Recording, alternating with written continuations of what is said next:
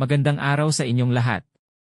Sa video na ito, tatalakayin natin ang isa sa pinakamalalang pandemya na tumama sa kasaysayan ng mundo, ang bubonic plague. Ano nga ba ito? Paano ito kumalat? At ano ang naging epekto nito sa sangkatauhan? Alamin natin ang mga kasagutan sa ating talakayan ngayon. Ang bubonic plague ay isang sakit na dulot ng bacterium na tinatawag na Yersinia pestis. Karaniwang nahahawa ang mga tao sa sakit na ito mula sa kagat ng mga pulgas na nagdadala ng bakterya mula sa mga infected na daga, iba pang rodent. Ang mga sintomas ng bubonic plague ay karaniwang lumalabas 2 hanggang 6 na araw pagkatapos mahawa. Kabilang dito ang 1. Lagnat at panginginig, mataas na lagnat at panginginig na sinasabayan ng mabilis na pagtaas ng temperatura. 2. Pamamaga ng mga LYMPH node, kilala bilang buboes. Ang mga ito ay namamagang mga LYMPH node na karaniwang matatagpuan sa singit, lig, at kilikili. 3. Panlalata, matinding panghihina at kawalan ng gana sa pagkain.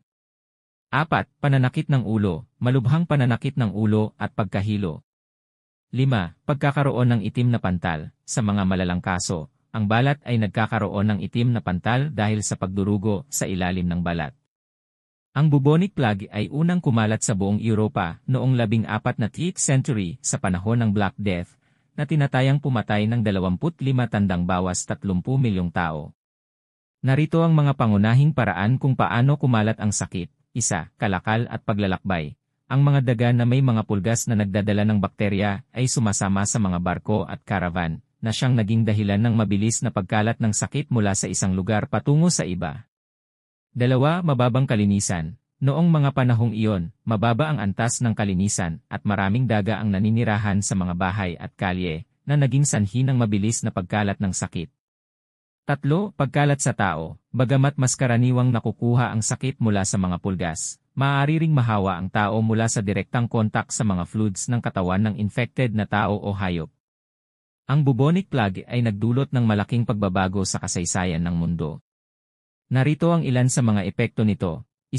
Pagkamatay ng milyon-milyong tao.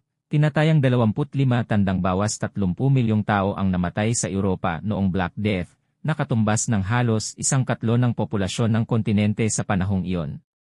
2. Pagbabago sa ekonomiya. Dahil sa dami ng namatay, nagkulang ang mga manggagawa, na nagresulta sa pagbaba ng produksyon at pagtaas ng sahod para sa mga natitirang manggagawa. 3. Pagbabago sa lipunan. Nagkaroon ng malaking pagbabago sa istruktura ng lipunan dahil sa kakulangan ng tao. Ang mga sistema ng pangangalaga at kalusugan ay bumagsak at maraming komunidad ang nawasak.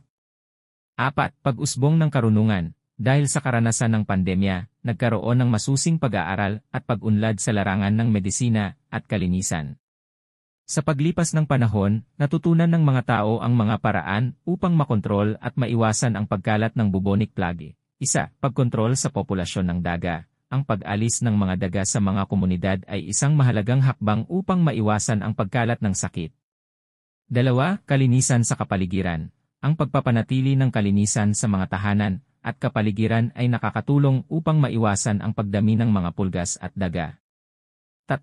Paggamit ng antibiotics. Sa modernong panahon, ang bubonic plague ay maaaring magamot gamit ang antibiotics kung agad na malalapatan ng lunas.